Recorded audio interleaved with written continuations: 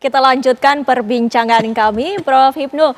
Tadi saya sempat menanyakan sebelum jeda, adanya kedua belah pihak yang memiliki pandangan yang berbeda mengenai clear atau tidaknya dari permasalahan ijazah ini. Ya, begini Mbak, memang luar biasa ini Bapak-Bapak penasihat hukum ini. Jadi kalau penasihat hukum itu konteksnya memang berpikir dari objektif ke subjektif. Objektif perkaranya, subjektif pandangannya terhadap kliennya, gitu Mbak. Ini yang harus kita pahami dulu. Sehingga kita tidak boleh terkecoh. Jadi dua penasihat hukum bagus tidak terkecoh karena mewakili pada kliennya. Kalau negara, hakim, polisi, objektif hukumnya, objektif perkaranya. Nah, ini yang harus kita pahami di dalam suatu penyelesaian suatu kasus hukum. Oleh karena itu, di dalam penyelesaian ini, tujuan hukum itu kan kita harus mendapatkan kepastian, keadilan, kemanfaatan. Memang kalau kita berpikir pada waktu peradjudikasi, ijazahnya asli, udah asli memang. Itu kepastian dari penyidik. Kan gitu loh, kepastian dari penyidik. Nah, sekarang sudah masuk konsep penyidikan yang dimungkinkan dalam suatu persidangan. Nah, dalam suatu konsep persidangan itu, hakim harus adil kedua belah pihak ketika ada suatu permohonan untuk membuktikan, apalagi di dalam pasal 37, 311 keterangan fenah. Mudah-mudahan nanti kalau toh memang masuk peradilan, hakim berpikir progresif. Artinya, kalau toh memang sekarang itu bukan pembuktian tentang kepalsuan, tapi paling tidak ada ruang untuk membuktikan bahwa fitnah tentang asli ijazah tidak itu diberikan kesempatan yang sama. Di sini akan terdapat suatu keadilan yang seimbang di dalam suatu penyelesaian perkara yang berakhir pada kepastian dan kemanfaatan hukum. Itu. Nah, perdebatannya akan selesai. Oleh karena itu dalam penyelesaian kasus ini mudah-mudahan begitu masuk kasus ini besok selesai, Mbak. Tidak berlarut-larut pada suatu perkara. Apakah itu asli atau tidak, nanti pengadilan yang membuktikan. Sehingga sebagai bentuk equal, due process of law dalam suatu persidangan, ada keseimbangan yang sama dalam suatu membuktikan. Baik, kami ke Bang Jamadi terlebih dahulu. Menanggapi hal ini artinya bahwa ada perbedaan antara pelaporan dan juga yang telah dibawa bukti-bukti dari pihak terlapor sendiri, Bang Jamada.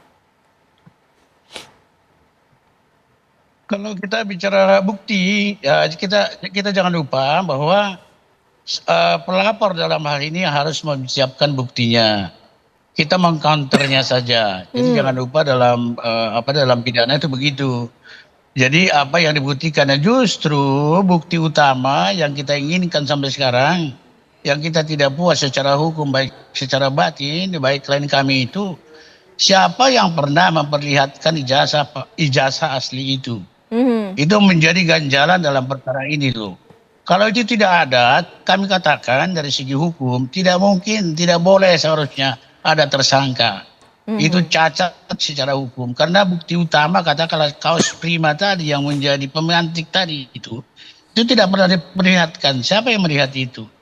Contoh, kami tanyakan saja ke penyidik, itu masih dalam proses di lab krim. Kemudian kami tanyakan saksi-saksi siapa aja yang kami lihat, itu tidak bisa diperlihatkan. Jadi bagaimana ini perimbangannya? Bagaimana kita menjawab ini gitu loh? Sementara klien kita udah ditersangkakan. Jadi ini mohon semua menjadi perhatian. Ini kan menjadi kasus yang menjadi sangat viral sekarang ini gitu loh. Menjadi perhatian masyarakat banyak. Jadi saya mohon juga kepada penyidik, penegak hukum dalam hal ini, ya Polda Metro Jaya, harus benar-benar menerapkan penegakan hukum yang benar-benar sempurna. Janganlah sempurna, tapi minimal itu equal gitu. Antara klien kami sebagai dalam hal ini tersangka dengan pelapor itu harus berimbang. Nah, nanti katanya di persidangan baru diperlihatkan bukti itu. Dan itu sudah menjadi kebiasaan di persidangan sebelumnya tentang ijazah palsu ini. Nanti di persidangan gitu loh. Apa sih? Kan boleh hak kami, klien kami melihat mana sih buktinya. Sampai sekarang kami tidak pernah lihat itu. Sampai sekarang klien kami tidak pernah melihat itu. Bahkan berita acaranya pun tidak pernah diperlihatkan. Cuma kami menghargai penyidik. Oh nanti aja sambil proses penyidikan berjalan.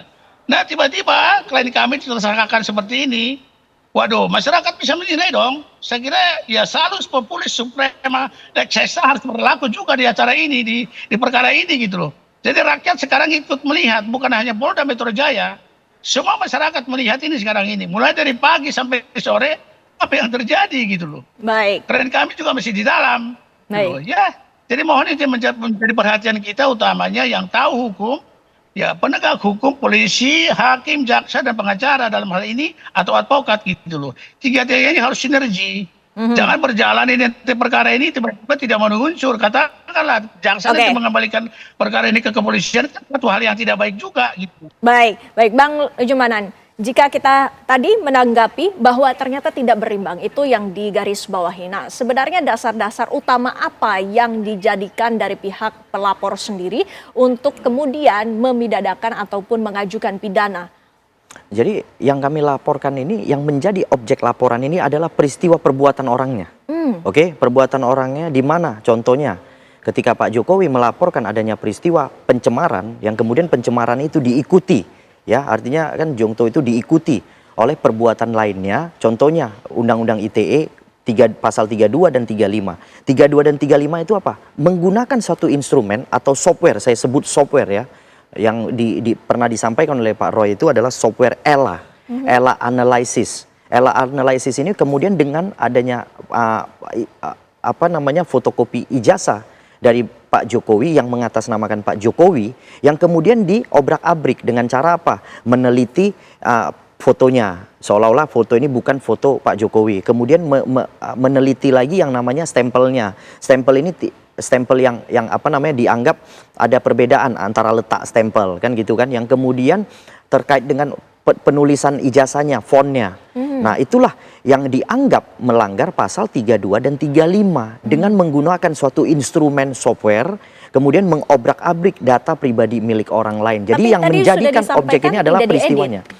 Memang tidak diedit secara tangan, tidak secara kasat mata, tapi kan menggunakan suatu instrumen, menggunakan instrumen kemudian dipublikasi kepada masyarakat bahwa ini saya menggunakan instrumen ini melakukan penelitian, kemudian penelitian ini terjawab sudah bahwa ijazah ini adalah palsu. Nah, itu terlalu cepat Pak Roy itu menyimpulkan, sementara belum pernah ada putusan pengadilan yang mengatakan membatalkan bahwa ijazah tersebut adalah palsu atau membatalkan kepemilikan ijazah tersebut gitu loh. Nah, itu yang menurut saya apa yang dilakukan oleh penyidik ya sudah tepat. Makanya dalam 7 bulan mengumpulkan alat bukti sebanyak 700, kemudian melakukan gelar perkara dan menetapkan tersangka itu sudah tepat. Menurut saya sudah tepat sekali. Gitu kan, tidak mungkin ada perbuatan kemudian dilaporkan perbuatan ini kemudian dianggap perbuatan ini bukanlah perbuatan pidana. Justru karena kami menilai ada perbuatan pidana kemudian dilaporkan hingga terjadilah penetapan tersangka gitu. Baik, Prof. Hipnu, silakan ini menanggapi seru sekali ini. Ada dua belah pihak bagus yang ini, memiliki Pak. pandangan yang berbeda lagi. Iya, bagus ini. Ini memang kayaknya ada suatu objek yang berbeda. Dalam istilah hukum ada mistak kan itu, mistak lah. Oleh karena itu mudah-mudahan nanti dalam suatu pembuktian-pembuktian ke depan, apa yang dilakukan kedua penasihat hukum, mana sih fokusnya yang terjadi?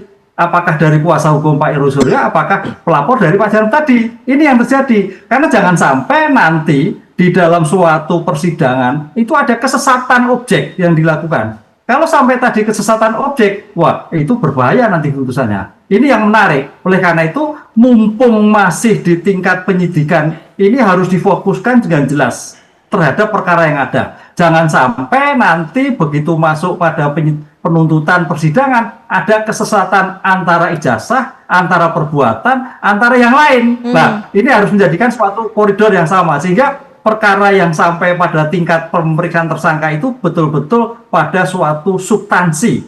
Tadi Pak Ginting, kausa prima yang jelas, apakah perbuatannya, apakah ijazahnya. Begitu saya kira yang harus menjadikan penyidik fokus ini. Sehingga karena di sana nanti ada peradilan, hakim lihat loh ini kesesatan, wah kalau kesesatan bisa lepas nanti. Itu yang bisa lepas atau bisa berbalik. Nah, akan sia-sia kalau seperti itu. Nah, ini yang saya kira menjadikan suatu titik-titik yang harus diperhatikan oleh kedua penasihat hukum atau hakim untuk melihat suatu objek perkara ini. Sehingga menjadikan suatu jelas perkaranya yang tidak bertele-tele dan menjadikan clear suatu perkara itu selesai. Gitu, Mbak. Ya, artinya Prof. Hipnu benar ini tidak berimbang. Ya, karena kalau masih diperadjudikasi, sulit untuk berimbang, Mbak. Peradilan kita itu adalah pendekatan sivil law. Peradilan negara lah yang membuktikan. Oleh karena itu kesempatan negara itu luar sekali. Baru nanti kalau sudah diadjudikasi sebagai bentuk equal, keseimbangan antara terdakwa, antara negara, itu sama nanti. Nah, disinilah saya kira kuasa hukum Pak Roy, saya kira jangan bercapek-capek dulu Pak. Siapkan senjata-senjatanya, siapkan bahan-bahannya untuk dipersiapkan seandainya nanti pada tindak lanjut suatu persidangan. Ini yang harus juga menjadikan bagian strategi dalam suatu penyelesaian perkara sehingga betul-betul efektif pembuktiannya. Ya, Bang Jahmada, apakah pembuktian tersebut sudah benar-benar disiapkan? Jelas kami tentu sebagai mulai dari saksi, terlapor sehingga tersangka saat ini, tentu ya khususnya Rismon sebagai peneliti dalam urusan ini dia mempersiapkan secara ilmiah, sangat mempersiapkan secara ilmiah dan penemuannya itu sudah diuji di depan penyidik. Tadi saya sudah lihat gitu loh, apa sih yang dituduhkan sebagai mengedit dan memanipulasi itu dibuktikan. Tidak ada gitu loh.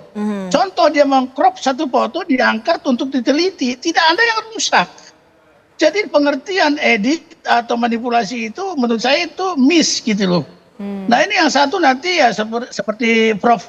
Ibnu tadi mengatakan, jika memang di penyidikan ini tidak berhasil kami pertahankan hak-hak dari klien kami untuk ya diturunkan dari tersangka atau setidaknya ditelusuri lagi bukti-bukti yang lebih lengkap dan sampai harus menampilkan bukti yang utama tadi itu kasus prima tadi, ya mohon dievaluasi lagi gitu loh. Jika memang itu tidak berhasil, tentu taruhan terakhir ada di pengadilan. Ya kehadiran pelapor dan harus ditampilkan bukti yang menjadi pemantik atau kaus prima itu. Itu jadi nggak gampang menurut saya gitu loh. Nggak gampang. Kami tidak akan diam dan masyarakat tentu akan mendukung itu. Yang semua kita harus melihat itu, gitu loh. Dan itu adalah langkah-langkah hukum tentunya yang kami persiapkan untuk itu.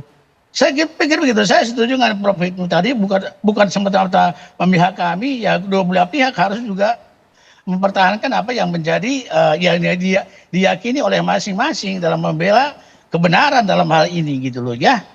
Saya pikir begitu. Saya setuju dengan Pak Prof dan yang lain-lain juga mendukung kita dalam hal itu. Pokoknya kali ini katakanlah kalau sampai ke pengadilan ya jangan sampai lewat gitu loh. Apa yang menjadi penyebab pemantik utama itu harus ditampilkan. Karena itulah dasar-dasar dari penelitian oleh klien kami.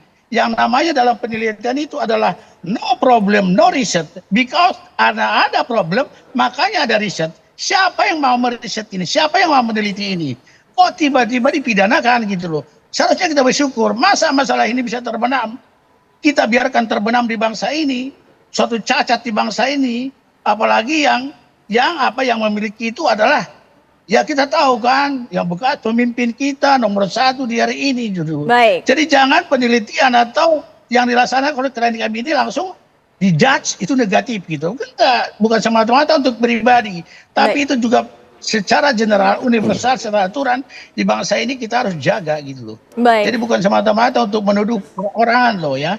Iya, Bang Lismanan, ini sepertinya objeknya berbeda ya yang dibahas. Yang dibahas dalam pelaporan ini adalah peristiwa tindak pidananya. Bukan lagi meneliti terkait dengan objek ijazah. Karena kenapa? Objek ijazah itu sudah clear yang tadi saya bilang. Ya kan? Sudah ada 3 rujukan yang membuat objek ijazah itu clear. Yang pertama, pihak UGM menyampaikan bahwa itu benar asli produk mereka. Kemudian teman-temannya Pak Jokowi menyampaikan. Mohon maaf, saya harus tahan dulu. Kami akan mendengarkan pemirsa keterangan dari Polda Metro Jaya berikut ini. Salam kebajikan, salam presisi. Malam hari ini kami akan menyampaikan update hasil pemeriksaan 3 orang tersangka dengan inisial RH, RS, dan Ibu TT. Yang pertama, kami mengucapkan terima kasih karena sudah hadir memenuhi panggilan penyidik sebagai tersangka. Pemeriksaan terhadap 3 orang tersangka dilaksanakan lebih kurang 9 jam 20 menit. Berawal dari pukul 10.30 sampai dengan 12.00. 12.00 sampai dengan 13.00 lebih kurang 1,5 jam diberikan kesempatan istirahat untuk melaksanakan ibadah dan makan siang. Dilanjutkan 13.30 sampai dengan 15.30. Ini pemeriksaan lanjutan. Dilanjutkan kembali istirahat lebih kurang 1 jam dan berakhir di 18.30. Jumlah daftar pertanyaan untuk tersangka RH ada 157 pertanyaan, tersangka RS 134 pertanyaan, dan tersangka TT ada 86 pertanyaan. Penyidik melaksanakan pemeriksaan dengan prinsip legalitas, prosedural, proporsional, profesional, transparan, akuntabel, efektif, dan efisien. Demikian yang bisa kami sampaikan kepada rekan-rekan. Kami buka untuk bertanya. Depan dulu. Ya, silakan. Namanya siapa? Ya. Pak, tadi kan ini kan pemeriksaan perdana terkait dengan itu kan sudah tersangka ya Pak. Nah, terkait dengan penahanannya seperti apa? Ya. Maaf saya ulangi ya Pak ya, saya Ferdis Karnanda dari Kompas TV. Pak, ini kan merupakan pemeriksaan perdana Roy Suryo dan juga kawan-kawan. Nah, sebetulnya kan juga sudah ditetapkan sebagai tersangka. Nah, barangkali pertimbangan dari penyidik itu untuk menahan atau tidak tersangka itu seperti apa? Yang kedua, dalam konteks kasus Roy Suryo ini juga kan kemarin ada Darmawan ya Pak yang kemudian memohon untuk Roy Suryo ini segera ditahan. Nah, mungkin barangkali dari Polda Metro Jaya seperti apa tanggapannya Pak? Terima kasih. Oke. Pak Dir. Baik, terima kasih rekan-rekan sekalian. Sebagaimana kita ketahui, pemeriksaan terhadap 3 orang tersangka hari ini alhamdulillah sudah bisa berjalan dengan lancar. Saya tadi sudah memastikan proses pemeriksaan dari awal terhadap para tersangka berjalan sebagaimana yang diatur di dalam KUHAP maupun peraturan Kapolri. Penyidik menjunjung tinggi asas-asas sebagaimana undang-undang yang mengatur kami di dalam proses pemeriksaan terhadap tersangka. Hak-hak bagi beliau-beliau untuk mendapatkan istirahat, kemudian makan siang, ibadah, dan lain-lain kami berikan selama proses pemeriksaan tersebut. Dan saat ini pemeriksaan sudah selesai dilakukan untuk sementara waktu. Para tersangka sudah memberikan keterangannya. Setelah ini kepada ketiga tersangka kami perbolehkan untuk kembali ke rumahnya masing-masing. Kenapa demikian? Karena ketiga tersangka mengajukan ahli dan saksi yang meringankan. Tentunya dalam hal ini kami sebagai penyidik harus menjaga keseimbangan keterangan dan informasi sehingga proses penegakan hukum ini adil dan berimbang. Kami akan melakukan konfirmasi dan pemeriksaan terhadap saksi yang diajukan, saksi yang meringankan, begitupun juga terhadap ahli yang meringankan atas permintaan atau permohonan para tersangka. Saya kira itu ya jelasnya Mbak. Ada lagi kiri.